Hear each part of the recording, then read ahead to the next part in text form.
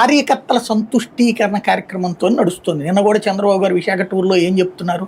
ఒకప్పుడు నేను పార్టీని పట్టించుకునేవాడిని కాదు, అది మీలో అసంతృప్తి వచ్చింది, ఇప్పుడు నేను పార్టీని పట్టించుకుంటున్నా, అట్లాగే అవతల వాళ్ళ సంగతి వదిలేస్తుండేవాడిని, ఇప్పుడు వాళ్ళ సంగతి తేలుస్తున్నా, వదిలిపెట్టను అని చెప్తున్నారంటే అర్థం ఏంటి?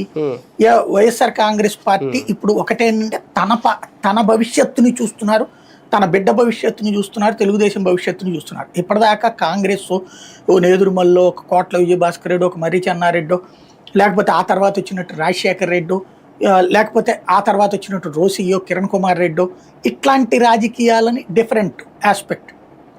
ఇవన్నీ కూడా కాంగ్రెస్లో ఒకవేళ ఇక్కడ ఎంతన్నా మనకి ఎదురుగున్న అంటే నేదురుమల్లి వీళ్ళ జోలికి, వీళ్ళతో చంద్రబాబుకి పోరాటం ఏం లేదు, వాళ్ళతో పోరాటం ఎన్టీఆర్ చేశారు.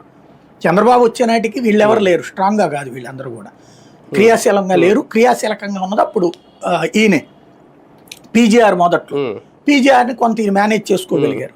ఆ తర్వాత వచ్చేటప్పటికి రాజశేఖర రెడ్డి వచ్చినప్పటి నుంచి చంద్రబాబు రూటు మారిపోయింది, బాబుకి థ్రెట్ బిగినైంది.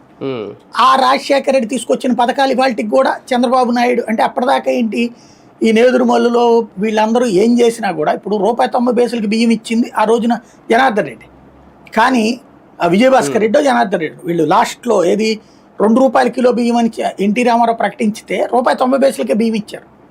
కానీ ప్రాపగాండా ఎలా చేసుకురాగలిగారు వీళ్ళు? ఈ ₹2 ఇప్పుడు ఆ లెక్కనైతే ₹1 కిలో బియ్యం ఇచ్చాడు కిరణ్ కుమార్, అది ప్రచారం జరిగింది. కోట్ల విజయభాస్కర్ రెడ్డి ₹90 బియ్యం ఇచ్చాడు, కిరణ్ కుమార్ రెడ్డి